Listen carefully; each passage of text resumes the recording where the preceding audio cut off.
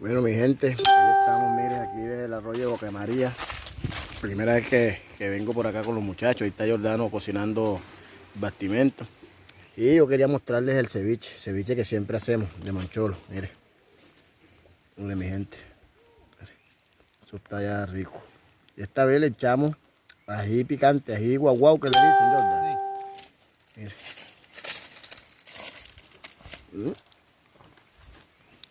Riquísimo. Rico, demasiado rico.